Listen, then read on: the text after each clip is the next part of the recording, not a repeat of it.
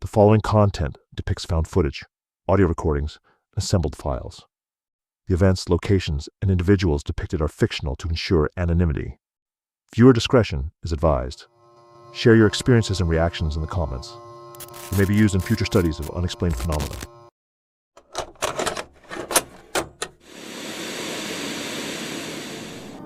The mirror in the preparation room.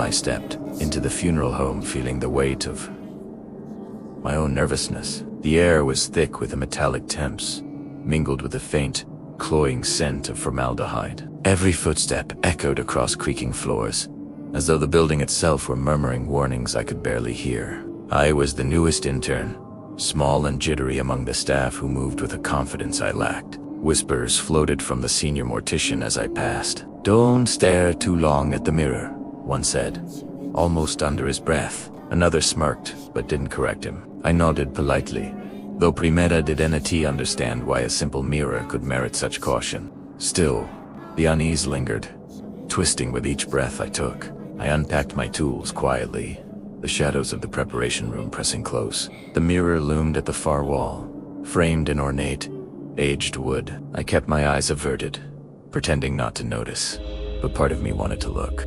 By the time the sun sank behind the building, I realized I had already been thinking of the mirror more than anything else. The next morning, curiosity gnawed me. I asked one of the older staff about the mirror. His eyes darkened. "It shows them before they arrive," he sighed simply. "Some of us have seen it. Not everyone survives the sight." I studied it from a distance. The glass was old, slightly warped, reflecting light in peculiar ways. Its frame was massive, carved with patterns worn smooth over decades. I tried to dismiss their stories, attributing them to tired minds in a lonely, gloomy workplace. Yet, when I walked past it, I felt the air shift, as though the room itself held its breath. A few co-workers chuckled softly at my skepticism. "You'll see," one murmured, "or maybe it will see you first." I laughed along, though the sound tasted bitter. Something in the mirror called to a part of me I hadn't yet acknowledged, a part that wanted to look, despite the warnings. Late that night, the funeral home empty and silent, I cleaned instruments with methodical care. The echo of my movements sounded unnaturally loud. Glancing toward the mirror, I noticed its surface darker than before, absorbing the dim light of the room. It reminded me of deep water, still and impenetrable. Then, I saw her, a woman dressed entirely in black, standing behind me in the reflection. I froze. My heart thrummed violently. I turned, nothing. Only the empty room stared back. I blinked, convinced I had imagined it, but the image lingered, faint and impossible, as if the mirror refused to release her. The rest of the night passed in a suffocating silence. I spoke no words. I could only sit with my own tension, the dread slowly curling into my chest. For the first time, I felt that the mirror wasn't just glass, it was watching. The mirror in the preparation room, Chapter 4. The black-dressed woman morning light crept into the funeral home, though it did little to soften the shadows. The preparation room smelled sharper than usual. A body had arrived overnight, an elderly woman dressed entirely in black. My stomach knotted as I realized she was identical to the figure in the mirror. The staff moved around her with practiced indifference. "It happens," one muttered. "The mirror shows them before they come." My skepticism faltered, replaced by an unease I could no longer deny. My hands shook as I carried instruments to the prep table, half expecting to see a reflection, even though I tried not to look. The mirror loomed in the corner, silent, absorbing the dim light. I could feel it watching, patient and knowing. That day, I learned that folklore was more than a story, and that the mirror was not random. Something about it chose what to show, and I was slowly learning to fear its choices. Days bled into nights. Subtle glimpses began to appear. A shadow behind me, a hand pressed faintly against the glass, a face half hidden in darkness. Each reflection disappeared as I turned, only to be matched hours later by the arrival of a body. I began keeping a secret notebook, recording what I saw. Numbers, dates, descriptions. Every entry reinforced a chilling truth. The mirror was deliberate. It wasn't random. It chose, and I was its witness. Sleep became fractured. Fear clung to me, visceral and unrelenting. Even when the room was empty, I felt eyes upon me. My reflection no longer seemed my own. It was a portal, a prelude to what was to come. Paranoia settled deep in my bones. I avoided the mirror, yet an unspoken pull drew me back. One night, as I lingered near the instruments, a faint knocking echoed from the glass. I froze. My heart pounded in my ears. The reflection shifted, distorted, lingering even after I moved away. I whispered a prayer under my breath, seeking some small protection. But the mirror betrayed me. It reflected lips moving, whispering words that were not mine.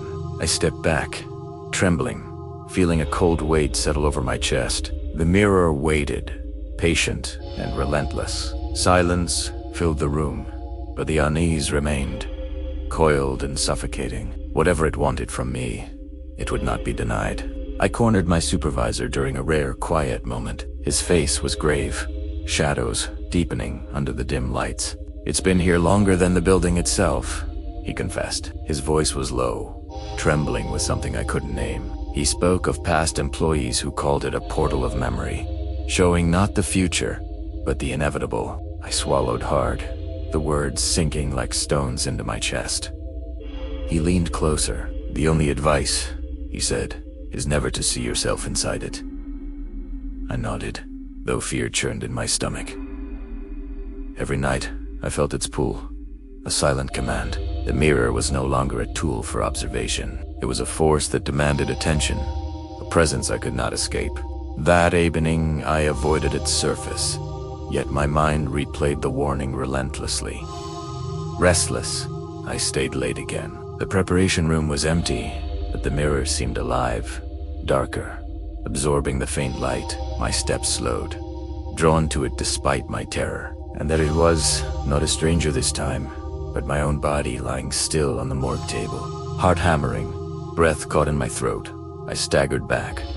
Panic surged, a wave I couldn't control. The mirror's pull was irresistible, yet horrifying. I ran, refusing to glance back, feeling the cold weight of inevitability pressing against my chest. I collapsed in the hall, trembling, aware that the reflection was patient, waiting. That night, sleep eluded me entirely, and the memory of my mirrored self haunted every shadow. The next morning, the preparation room was locked from the inside. My coworkers pounded on the door, panic in their eyes. When they broke it open, I lay on the morgue table, pale, unconscious, alive, but fragile. As I recovered slowly over the following days, I felt weaker each passing moment. Each glance toward the mirror sapped something vital, as if it were claiming part of me. I avoided it when I could, yet the pull remained, relentless. Now, when I pass the mirror, I see no reflection at all. It is waiting, patient and silent, for me to match it, the door that never closed.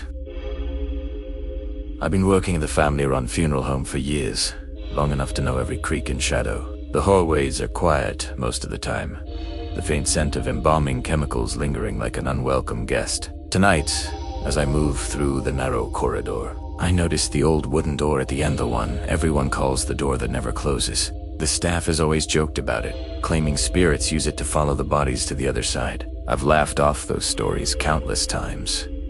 Superstitions, nothing more. Yet as I walk past it, alone, I hear a faint creak, almost imperceptible, like the door sighing in the dark. I pause, expecting someone to jump out, but the hallway remains empty. My skepticism falters for the briefest moment.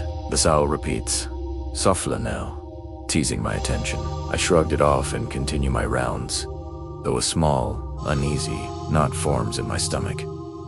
The days pass in a dull, repetitive rhythm, cleaning, cataloging, prepping, caskets rituals that barely change, yet the door seems to mock the monotony, always there at the end of the corridor. Sometimes, I catch a glimpse of a colleague peering at it, whispering, "It's opening again." I hear the creak of its hinges in moments of silence, a subtle draft brushing against my neck. I try to convince myself it's the wind or my imagination. That stormy night, the streets flooded, forcing me to sleep on the worn sofa in the reception. Rain patters against the windows, punctuated by the distant rumble of thunder. And then, unmistakably, the door begins to move. A slow, repetitive sound, opening and closing, echoing through the empty corridor. My pulse quickens, but I tell myself it's the storm. Curiosity and dread drive me to confront the door. It's slightly ajar, though I remember locking it. I peer inside. The room is empty, dull and lifeless. But wet footprints trail from the door into the corridor, glistening under the dim light. My rational mind hunts for an explanation. Someone must have come through. A janitor perhaps, but the hall is deserted. Hours later, news comes. A major accident occurred on the highway that night. Multiple casualties. My unease grows. Coincidence is thin comfort. The whispers of my coworkers echo in my mind. The door of passage, the superstition I once laughed at, now feels like a warning. I cannot shake the icy dread as I imagine the spirits moving silently through that old, unyielding wood. The door's movements became more frequent. Even when I locked it, I would return to find it slightly ajar, its hinges moaning softly. My colleagues shrugged when they saw it open, murmuring, "More bodies are coming." I tried to laugh, but a tightness grew in my chest. Footprints began to reappear, sporadically wet, sometimes with faint scorch marks that made my stomach turn. I started noticing shadows that seemed to linger longer than they should, cold drafts brushing across my neck. The atmosphere of the funeral home felt heavier, oppressive. One night, exhausted, I dreamed of the corridor. The door stood wide open and whispers flowed from the other side, unintelligible but urgent. I woke sweating, every instinct screaming that something was watching me. Driven by unease, I attempted to take control. I tried locks, chains, and keeping vigil, but the door always moved. Subtle phenomena multiplied. Fleeting shadows darted across the hall. Pockets of frigid air followed me, and muffled cries echoed faintly from the room. One coworker recounted incidents from years ago, stories of bodies arriving unexpectedly, strange sounds, even faint figures glimpsed near the door. The dark history was hinted at, but never fully explained. Late that night, I caught a shape reflected in the narrow crack of the door. The faint outline of a figure. My heart raced. There was no one there. Rational thought wavered, replaced by dread. Circumstances forced me to spend another night alone in the funeral home. The storm outside mirrored my own anxiety. The door opened repeatedly, each time louder, almost violently, as if insisting on attention. Footsteps echoed from the room into the corridor, rhythmic, like a procession marching silently. I tried to steady my mind, but reality began to blur. A silent scream rose from behind the door, brushing past me, invisible yet undeniable. I stumbled back, feeling both paralyzed and compelled to watch. The air seemed thicker, heavier, saturated with something unseen. My pulse hammered as the corridor darkened, shadows twisting in corners, and I realized I could no longer dismiss the door's presence as a mere superstition. I knew I could no longer avoid it. The door had become an obsession, and tonight I would face it, head on. My hands trembled as I approached, the dim light casting elongated shadows across the corridor. The familiar creak of its hinges sounded louder than ever, accompanied by whispers that swelled around me like a chilling wind. Cold drafts cut across my body, making my skin prickle. Fresh footprints appeared, wet and undeniable, stretching from the door into the hallway. My colleagues arrived just in time, their eyes wide, nodding as if confirming the presence we had long denied. And then, through the narrow crack, I glimpsed the multiple faint, ghostly figures, standing motionless, yet somehow aware of me. My breath caught in my throat, but I could not turn away. The truth weighed heavily upon me. I combed through old records and whispered accounts. Every time the door opened, a body arrived at the funeral home. Accidents, deaths, sudden arrivals, all coinciding with the door's restless movements. The realization struck with icy clarity. This door was a conduit, a passageway for spirits, not a mere superstition. Fear mingled with a perverse fascination. I felt guilt for dismissing warnings, and awe at the power contained within the old wood. Late that night, the narrow reflection in the door's crack revealed a single figure, moving independently from its corporeal counterpart. My pulse thundered as I struggled to comprehend the reality before me. The final encounter erupted without warning. The door swung open with storm-like force, rattling the hall and sending shadows dancing across the walls. Shapes emerged briefly, barely visible, yet undeniably present. Staff screamed or fainted, some resorting to hurried rituals, chanting prayers into the night. I stood frozen, torn between acceptance and flight. Slowly, I realized that resistance was futile. This place, this door, was a nexus beyond human control. I took a deep breath, letting the realization settle, and for the first time, I felt an uneasy understanding. The door eventually calmed, settling into a faint, persistent creak, as if reminding us that the cycle was far from over. Evening kite. I knew it would continue, awaiting the next passage. The funeral without guest. I arrived at the funeral home just before dusk, the air thick with the musty smell of embalming chemicals and old wood. My uncle, a small, wiry man with deep-set eyes, had been running this rural place for decades. He greeted me with a nod, already occupied with preparing the parlor. The floors creaked beneath my feet, and dim, flickering lights cast long, quivering shadows across the walls. Locals often whispered about funerals with no visitors, claiming the departed soul clung to the living if left alone. I dismissed it as superstition, a relic of old fears, but a cold shiver crawled down my spine as I walked through the empty hall. Every corner seemed to watch me, silent yet accusing, and the parlor felt too quiet, as though the absence of mourners had drained it of something essential. The wake began with just my uncle and me. I arranged the chairs, straightened the drapes, and smoothed the tablecloth, all while feeling the weight of silence pressing against my chest. The stagnant air seemed thicker than usual, carrying an almost tangible heaviness. Shadows stretched oddly along the walls, and faint drafts tickled my neck without warning. Then came the small, unexplainable moments, the soft creaking of the floor when no one moved, sudden chills that made the hairs on my arms stand. Out of the corner of my eye, I thought I saw movement, but whenever I turned, nothing was there. The sense of being watched grew with every passing hour. Late into the night, I heard footsteps echo across the hall, deliberate and slow, though my uncle was sound asleep in the office.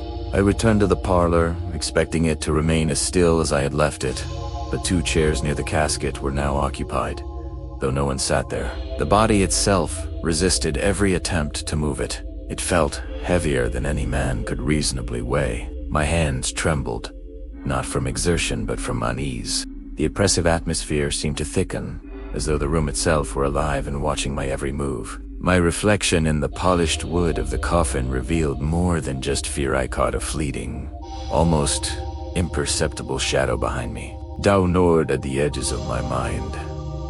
Was it fatigue, imagination, or something else entirely? The air pressed in closer, a suffocating presence that made my pulse thrum in my ears. I stepped back, heart hammering, as the first sense of nightmare began to creep into reality, whispering that I might not be alone after all. Sleep became a fragile, tenuous reverie. Night after night, I found myself lying in a coffin, the darkness pressing close around me. Shadows shifted with purpose, shapes approaching with silent, deliberate steps. I could feel their weight, their gaze, though I could not see faces clearly. Only the sense of familiarity, as if they had been present in another life. Panic clawed at my chest, my heart hammering with each invisible footstep. The walls of the coffin felt like living flesh, squeezing tighter, making every breath a struggle. Somehow, these nocturnal visions mirrored the solitude of the weight, the oppressive silence,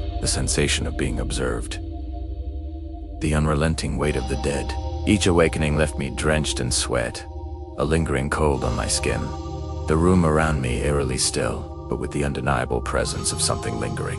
Daylight brought no comfort. Shadows lingered longer than they should, stretching across empty rooms like fingers reaching for me. Whispers echoed just beyond comprehension, moving through corners with intent. Small objects shifted slightly when I wasn't looking. Doors creaked on hinges that hadn't moved. My uncle dismissed these Incidents with an absent-minded shrug, attributing them to my imagination. Yet I could not deny the growing pattern. Each unsettling occurrence tied itself to the memory of the solitary wake. Anxiety burrowed deeper. One afternoon, I turned, and in the corner of the parlor, I thought I saw a figure, a man, faint and indistinct, smiling at me from the shadows. My breath caught. The recognition was immediate, yet elusive. He reminded me of someone I had known, but I could not place him. My pulse raced as the feeling of being watched intensified. Chapter 6. Confrontation with the past. I retraced the steps of the wake, hoping rationality might offer relief. The chairs, the table, the coffin all seemed subtly altered from memory, aligned with my dreams. A draft brushed my neck where no windows opened. The air pressed heavy against my lungs. Each creak, each distant whisper mirrored the nocturnal visions. The parlor's corners felt alive, bending toward me, aware of my scrutiny. The oppressive weight of presence was undeniable, suffocating in its intimacy. Slowly, a realization settled like a stone.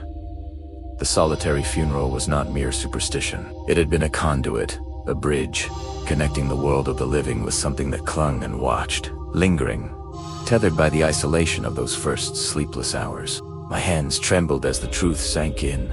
The parlor's silence, now a warning rather than comfort. Sleep was no refuge, only a portal to the coffin I knew too well. I lay within the tight confines, darkness pressing against my eyelids, shadows creeping closer. The invisible figures moved with deliberate purpose, each step echoing against the walls of the tiny coffin. Panic churned inside me, my breath shallow, pulse thrumming. Then, through the darkness, I saw him, an elderly man, unmistakably the same from the solitary wake. His eyes gleamed with a knowing smile, detached yet intimate, as if he had been waiting. Around him, the other shadowed forms approached, drawn by his presence. Helplessness overwhelmed me. I could not move, could not cry out. The coffin became a cage, a vessel for forces I could not comprehend. The boundary between dream and reality wavered, and a cold certainty sank in. I was not merely dreaming. Whatever had been set in motion during that solitary funeral was pulling me toward the same inescapable fate. The air thickened, tangible and suffocating, shadows reaching through the walls of the room around me. The coffin beneath my body no longer belonged to sleep alone. Its weight pressed into my chest as if aware of my resistance. The elderly figure guided the approaching strangers, their forms solidifying then fading, blurring the line between nightmare and waking life. Every sense screamed danger, every muscle froze. I tried to awaken, flailing, gasping, but my body refused, tethered to the visions with a cruel inevitability. The presence was all-encompassing, all-seeing, fear layered with realization. The funeral's solitude had opened a door, a conduit. The forces I glimpsed were not bound by death or dreams. They moved, observed, and waited.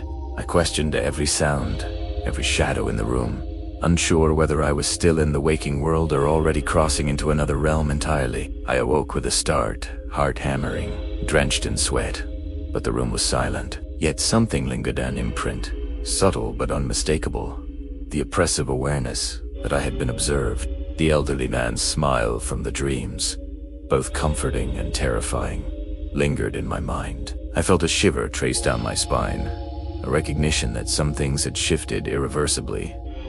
My perception of life and death had altered. The solitude of that funeral had left an indelible mark. I moved cautiously through the parlor, noting the faint chill, the unchanging shadows. The superstition was no longer just superstition. Somewhere, beyond the veil, the dead remained tethered by isolation, observing, waiting. The weight of that night would remain with me forever, a quiet horror that did not end, a lingering cycle that perhaps would never let me rest fully again.